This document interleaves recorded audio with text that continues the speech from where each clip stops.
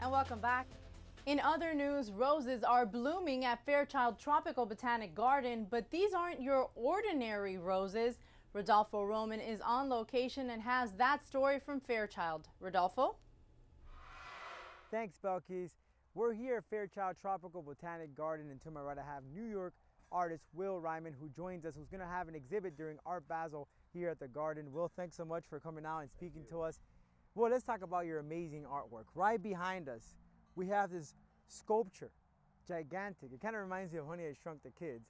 But tell us about your artwork that's very unique in itself, stuff that you really don't find that much around in this neck of the woods. Well, this particular show is an extension of the Park Avenue show, which I did last winter in New York City.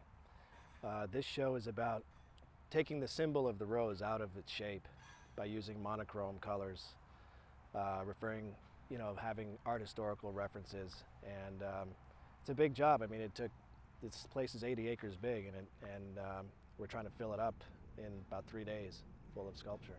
Well, Will, you started out as a playwright, and being that your parents are both artists, you got involved with art sculpting. Mm-hmm. Tell me about how you got involved. What is the inspiration behind these art sculptures? Well, I first started sculpting about, I'd say, 10 years ago, 8 years ago, and I was a playwright for a long time, and a film writer, and a short story writer.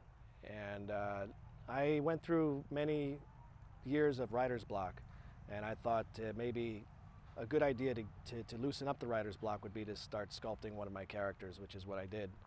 And that led to a transition of finding myself as a sculptor.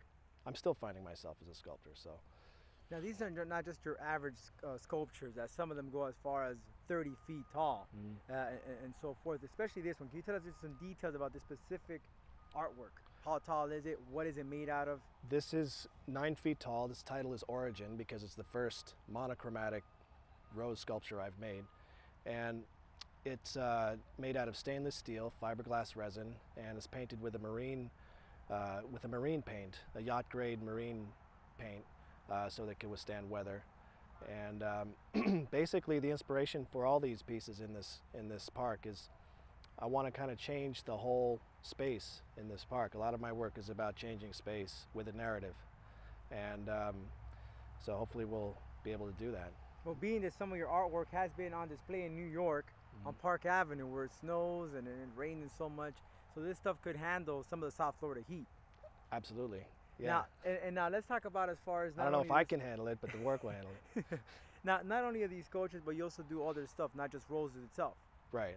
Well, mostly I do figurative sculpture, or basically what I do in a nutshell is I take found objects and construction materials, hardware, whatever I could find, and I use those materials to make things that are my interpretation of humanity, basically. And so that's basically what I do. So I do a lot of figurative work, some conceptual stuff. Well, how many sculptures are we going to have on display here at Fairchild Tropical Botanic Garden? There are 4 very big sculptures. There are 4. One is 30 feet tall, the other are around 12 feet tall. There are 30 or so smaller pieces scattered throughout the park, and that's about it. I mean, it sounds like a lot, and it is, and it takes up a lot of space. So the artwork will be on display from November 30th? November 30th through May 31st. And how long does it take you to make just one of these particular sculptures, or just an exhibit in itself? How long does it usually take you? Well, a show like this would take me about a year. I have assistants, and it would take us about a year to produce a show of this magnitude.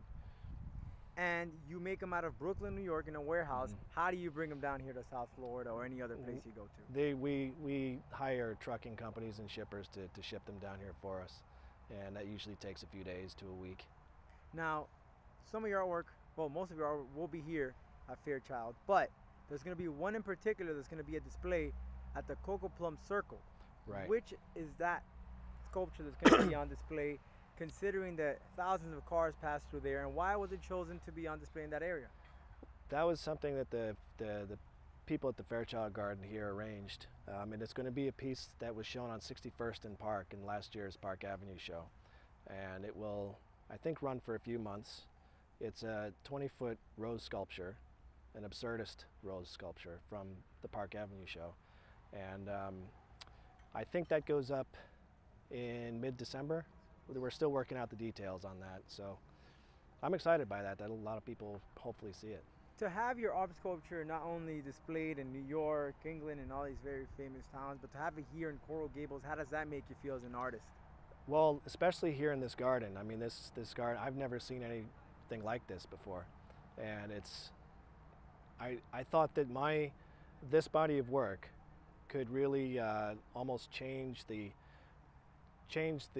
space here in a lot of ways, and that's hopefully what will happen here. The colors, the shapes, it speaks to it. Wonderful. Well, thank you so very much for joining us here. Thank you. Coral Gables now, and check out his work here at Fairchild Tropical Botanic Garden starting November 30th and all the way till May 31st. May 31st. You have plenty of time to check out his work. Back to you, Belkis. All right, thanks, Rodolfo. Coming up on Coral Gables now, we'll take you on a tour of new technological advancements that are taking place at Doctors Hospital, and the Junior Orange Bowl Parade is coming to Coral Gables. There are some changes this year that you'll need to know before you come out. We'll be right back. The city of Coral Gables has a heart, and now those kind-hearted individuals, organizations, or groups who've done a spontaneous good deed can be nominated for the city's Random Act of Kindness Award. If you know of a person, group, or organization doing a selfless act of kindness, we want to hear from you. Every month beginning in January, the city of Coral Gables will recognize those who have a heart in our community and do random acts of kindness to help out friends or strangers. Whether it's helping an elderly neighbor to take care of their yard, donating time to a school or hospital in need, or simply lending a hand to a stranger. These good deeds help make Coral Gables a better place to live and work. You can download a nomination form by visiting the city's website at www.coralgables.com or calling 305-460-5205 for more information. Nominate a random act of kindness in Coral Gables today.